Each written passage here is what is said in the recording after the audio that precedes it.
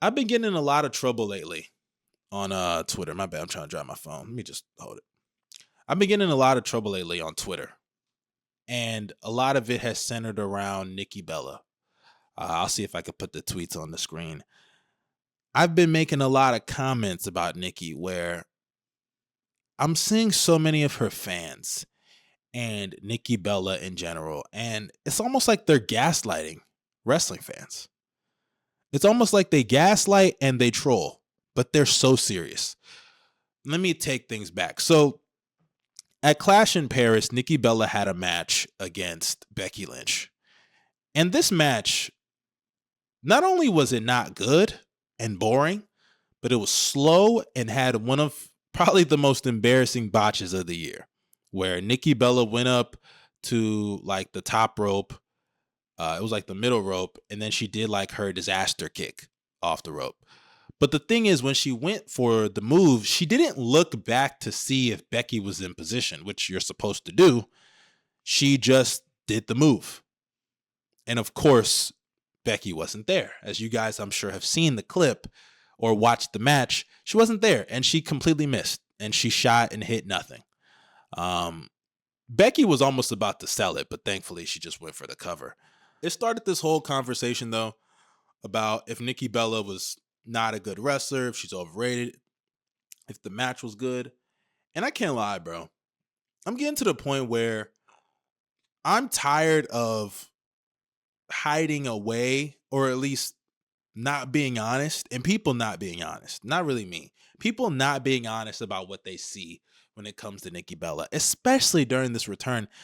Nikki Bella, back then, even amongst the wrestlers back then, was never that great of a wrestler. She was better than her sister. I'll give her that.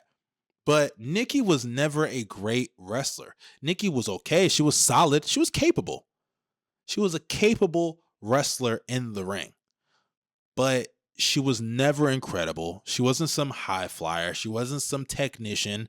She really wasn't even a great promo. Nikki Bella, and I hate to say it, but it's just the truth and people need to be honest. She represents what people hated about the divas back then. She was there because she looked good. That's how Nikki Bella even made it to WWE. She was a part of the diva search, her and Brie. That's how they made it. And I don't even knock them for it. You get your bread. I will never knock people for how they get their bread. But it doesn't mean we can't critique it. It doesn't mean we can't be honest about it. Nikki Bella is there, or back then, she was hired because she looked good. Her in-ring work was never anything spectacular. And even when we're talking about the wrestlers of back then, even relative to her time period, she was not a great wrestler. She was okay. She wasn't better than Layla. She wasn't better than Mickie James. She wasn't better than Gail Kim. She wasn't better than Beth Phoenix. Come on now. Nikki Bella was okay. She was no better than, let me not say Kelly Kelly. Kelly Kelly was not good, so I won't do her like that. She wasn't better than Paige. She wasn't better than AJ. She was like, okay. That's just the best way to put it. She was like a tier 3, maybe tier 2 kind of wrestler. And you need those for the mid card. But unfortunately, back then, you could just look good and you'd be put in that tier 1. And now WWE and her fans look at her as like this trailblazer. She's not a trailblazer. I think Nikki Bella, her importance to WWE history is doing two things actually. I'll get to the second point in a second. But bringing in a whole bunch of fans through Total Divas. I give her credit for that. Her and Brie. I give them a lot of credit for that. There are a whole lot of, especially like female fans who came in because of Nikki Bella and Brie. When Total Divas was really hot and popular, they follow them wherever they go. What do they call it? The Bella Army, right? That's what they call them. The Bella Army. I give them credit for that. But anything outside of that, there is no real influence they have.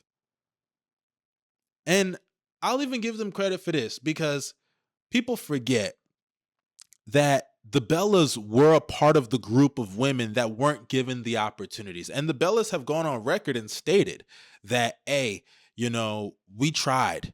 We tried to get more time for our matches. We tried to get more opportunities backstage.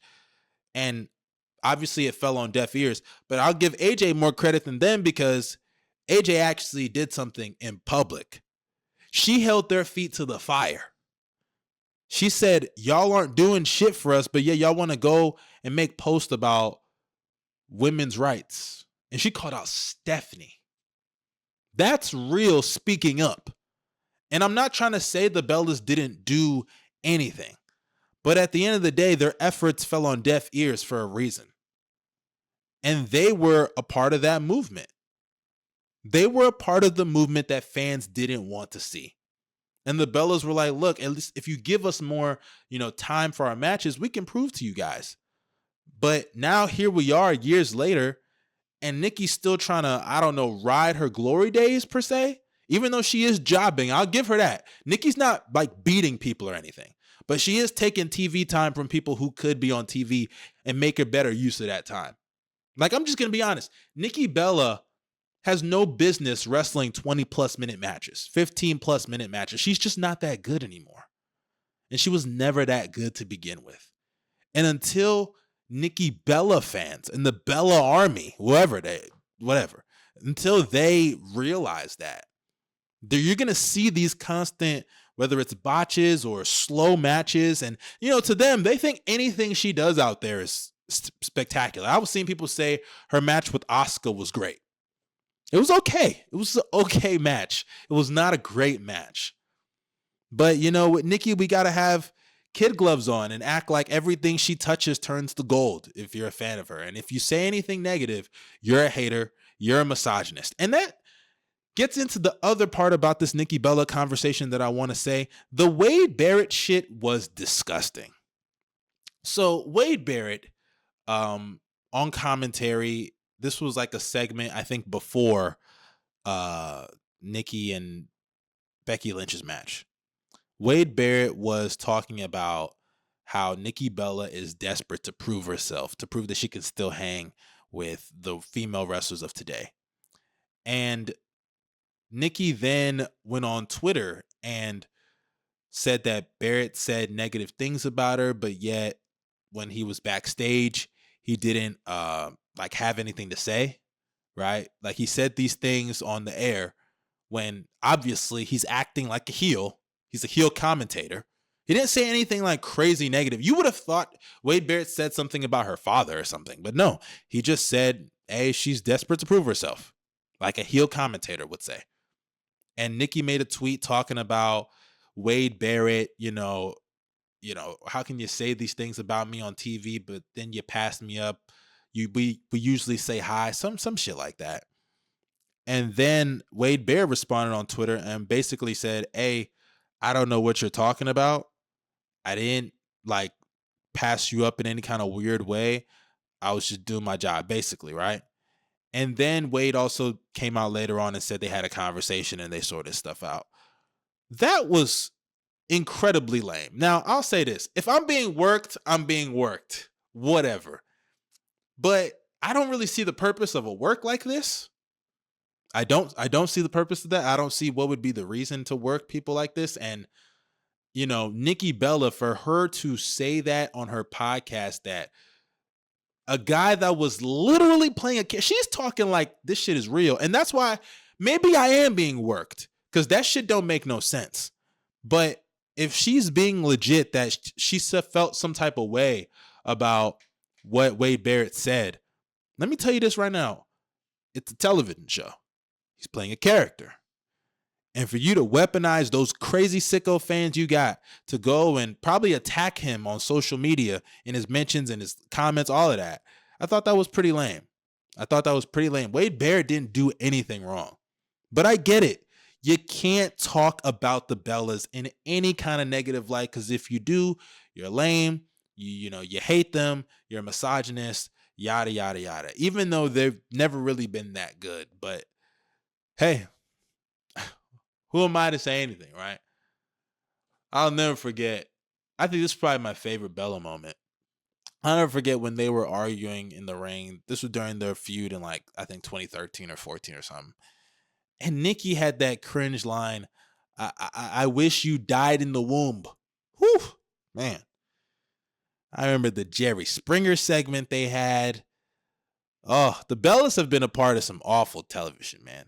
But that's a convo for another time. As you can see, I'm not a big Nikki Bella fan. I truly am not. And I just get annoyed when people put her on levels. Like I've seen people say she's like in the Mount Rushmore of women's wrestling. She's not even in the Mount Rushmore of women's wrestling over the last 10 years, much less all time. It's insane. Even of her era, I would put Beth over her, AJ over her. I know Gail Kim didn't wrestle in WWE, but if we're talking about women's wrestling, Gail Kim I'd put over her. Mickie James, like, come on. The disrespect is fucking insane. Hell, Paige had more influence towards this women's evolution than Nikki Bella did. Hell, you could argue Paige had more influence, you could argue, than AJ Lee. Paige had a huge influence. And I don't know if she's going to come back anytime soon, but I would love to see Paige in, WWE in some capacity, because I know her in-ring work is kind of done, but I would love to see her, get a Hall of Fame induction, because she deserves it. Paige really put on for a lot of the women that you see in NXT doing their thing. Paige and Emma, the matches they had, you got to give them credit, man. You got to give them credit.